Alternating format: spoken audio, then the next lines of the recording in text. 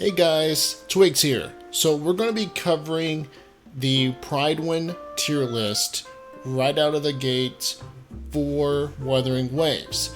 Now keep in mind, this is 100% subject to change depending on how things play out after Wuthering Waves launches. Things can change. Hell, one of the rumors is that there's going to be potentially buffs for Jin and Ling Yang. And there could be other buffs to other characters as well. So take this tier list worth a grain of salt. The point and the reason that I'm wanting to cover this is to see how things are looking right now based on the knowledge we have now, and then later comparing it to after release. And plus, this gives us an idea of what characters to look at going forward in our journey through Wuthering Waves. With that being said, hit that like and subscribe button. Hitting that like button helps get the video out there, and also hitting that subscribe button helps us grow our community over here and helps us build the channel. So definitely hit that like and subscribe button. Before we jump into the meat and the potatoes of the tier list, let's cover some of the information that we should have before we look at the tier list. First off, and plus I'm going to be really quick about this, guys, so don't worry. The tier list is based off of Tower of Adversity. Tower of Adversity is like the Spiral Abyss in Genshin Impact or Memory of Chaos in Honkai Star Rail. So when I say Tower of Adversity, think of something like that. Now, one other thing for you guys that are really into Wuthering Waves and have been following a lot of the coverage for it, you probably are thinking, hey, what about the hologram bosses? The reason that they're more so eyeballing Tower of Adversity is because Tower of Adversity is what you're going to be routinely going back to because the rewards refresh. Holograms, from what we know as of this moment, holograms is one and done. You beat the hologram, you get your rewards, and you're done. The only time anyone's going to be going back to the holograms is to just like test a team comp, test a character, see if your skills have improved, basically for self-gratification. That's why Tower of Adversity is what they're using to see how characters perform, not holograms. Secondly is criteria. Now, I'm not gonna read this all, like not at all, but if you want to read the criteria, pause the video for a second, read it, and that will give you an idea of what they look at when they're putting these characters in the tier list. The one thing I do want to look at is just to kind of show you guys how they're being categorized. Main DPS, hybrid, and support. Hybrid is like characters that don't really fit the role of a main DPS, but potentially could, and not fully fulfill the role of a support because they don't dive into full support roles. But hybrids do kind of work as like a sub DPS that can kind of branch off into either territory. And then lastly, one thing we're going to look at is tags. These are important because you're going to see them underneath the character's picture. ST is single target. Cleave is like small AoE. AoE is big AoEs. Healer, shielder, cord is characters that are doing consistent coordinated attacks. Multi-row are characters that can diverge in their build paths. So if you want to like look at Jin can be like a shield bot and also play more of a support role, but Jin can also be like a DPS character, and you could build her toward that. I know this because I used Jin a lot in this closed beta test, so I saw how she actually does fit this multi-role category quite well. Cancel are characters that you might want to consider mastering what's called switch canceling, which is basically something like an animation cancel or something to that effect. I'm not exactly sure why switch canceling is a thing, because I never had a player character that kind of dives into this technique.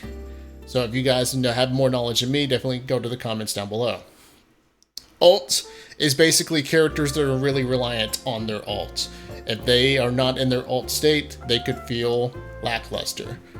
Hard is characters that are, they have a skill curve, a technique that is going to probably be a little bit difficult for the average or novice player to master. And if somebody who has the dedication and is willing to commit to a character that has that type of hard aspect about them, they would probably feel really good and probably overperform in that kind of player's hands. Any other person who doesn't want to commit to that playstyle will probably hate this character. And then risk is characters that basically throw safety out the window and can put you in potentially precarious situations that you probably would not like to be in. And with that being said, I will go right into a character that fits that role as a perfect segue.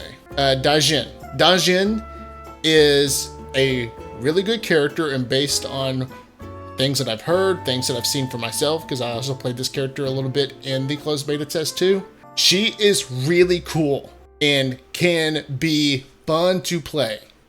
But the problem is that her techniques require her to consume HP. And so that risk can put you in precarious situations if you let your health get too low. And also there is a whole thing where you are flip-flopping between using her basic attacks and her skill. And that can lend itself into potentially being hard to master, because I saw it for myself because I played her quite a bit. She is constantly switching between skill and basic attacks, and if you perform this right, she can do some crazy attack combinations, and that can lend itself to being hard and risky to master. That's why she's kind of put here in the middle, because the average player will probably not want to pick her up if they're not committed to her playstyle. And risky because she can, if you're not managing her HP, can get you killed. But overall, I feel like that makes sense for her why she's put in T1. And for those that don't know, T0 is like S plus rank. T0.5 is like A, B, C, and D. And honestly, so far this tier list does make sense for going into launch. Jayan is super cool, does a lot of damage, and yes, shitloads of AoE. He is a little reliant on his ult, because his ult is what allows the dragon combination attacks to pop in. I haven't seen much of Lin Yin, but Lin Yin does have a ton of AoE, and it's amazing AoE. And she can lend herself into a sub DPS role with one of her passive abilities. And then Verina, from what I understand, Verina is going to be like a really good healer and buffer. Same thing goes for Baizhi here. These two make sense. Baizhi is a free-to-play healer that we're going to get. But Verina, if you get Verina in your pools, you're doing good for yourself, just because that's another healer for your team. And keep in mind, you're going to need multiple teams going into a Tower of Adversity. So where we're in the early launch period of the game, you're going to have to prioritize a couple support characters for your teams getting ready for preparing your account for Tower of Adversity. And the way I'm looking at Hybrid personally is kind of like a sub DPS area. And Mortify, I used him quite a bit in my closed beta run.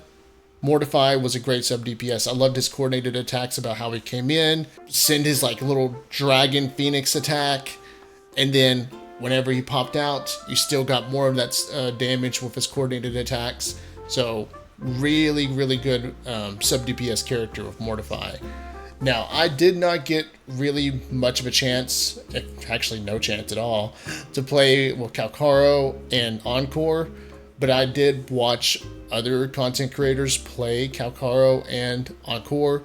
They looked great. I enjoyed what I watched when I saw these characters, and Calcaro just looks insane as a DPS. But with these characters, 100% Rover does look pretty neat. I like her time stop ability.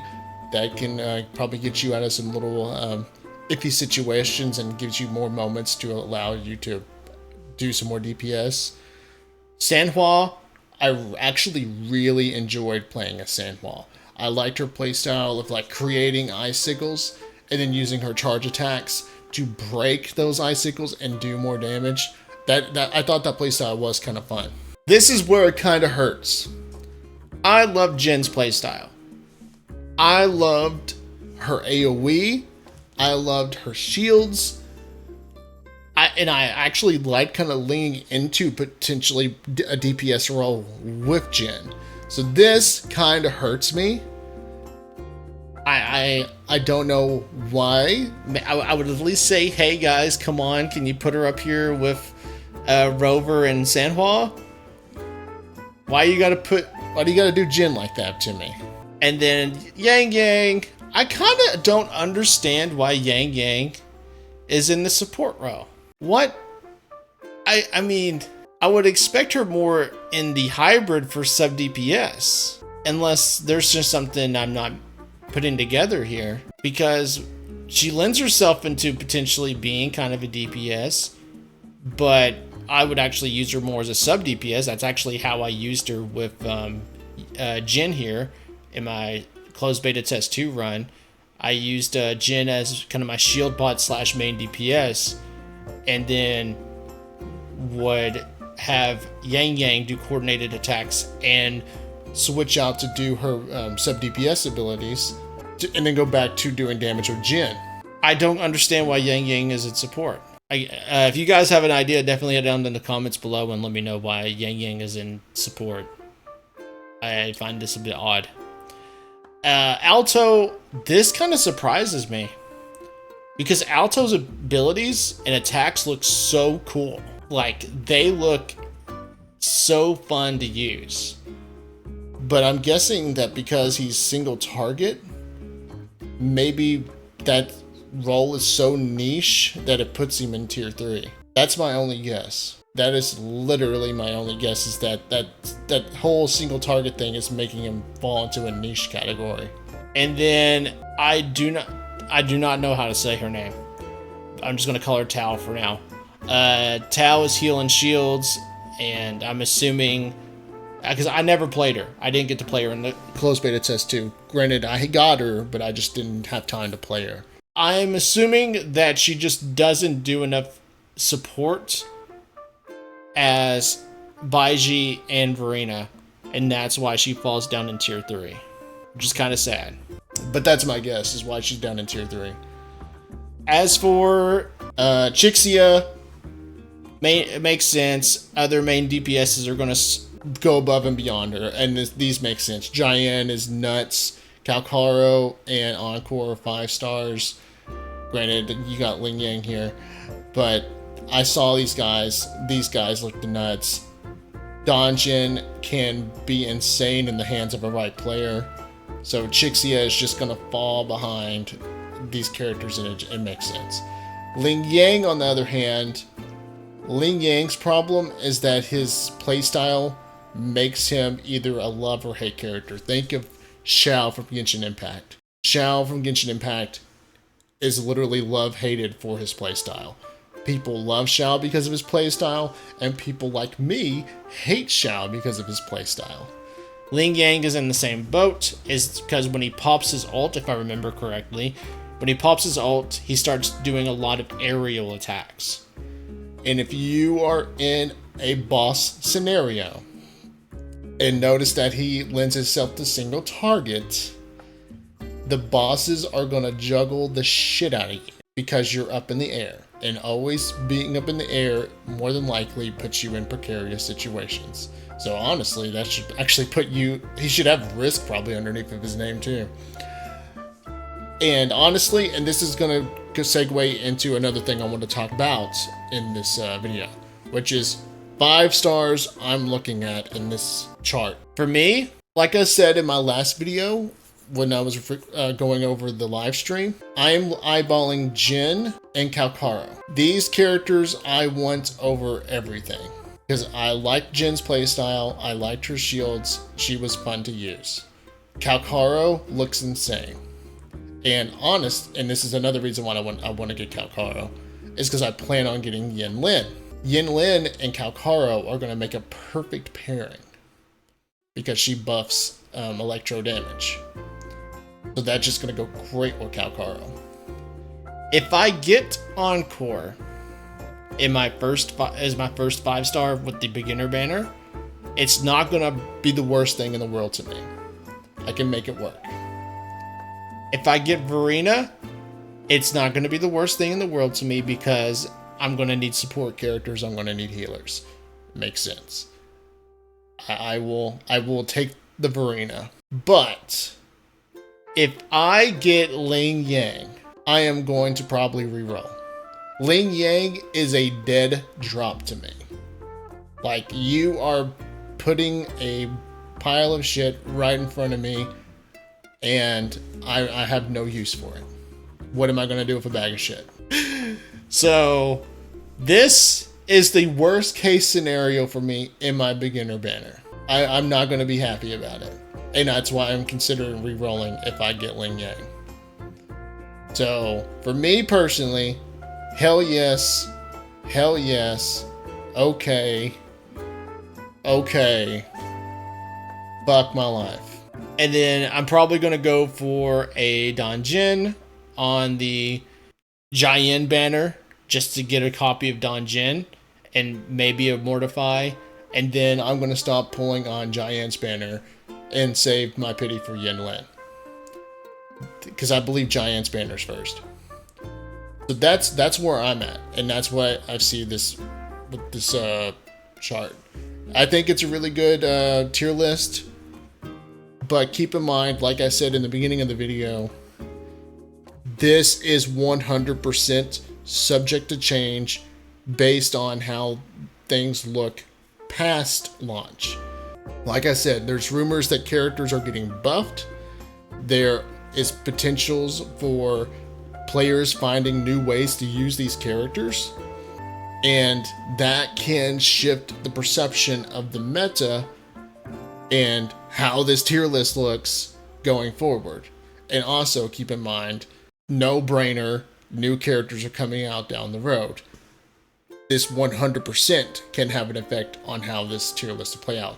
100%. Like I said, that's a no-brainer. I just wanted to go over the Pride 1 tier list, get my thoughts on how this looks, and also what characters I'm eyeballing based on looking at this tier list. And with that being said, again, head down to the comments. Let me know what you guys are thinking about this tier list. What characters are you eyeballing? What characters are you hoping to get going into the beginner and targeted banners? And are you saving for Yin Lin, or are you immediately pulling for Jiayan? And with that being said, definitely hit that like and subscribe button. Hitting that like button helps get the video out there. Hitting that subscribe button helps us grow a community over here, helps us grow the channel, so I'd greatly appreciate that. And with that being said, I'll catch you guys later.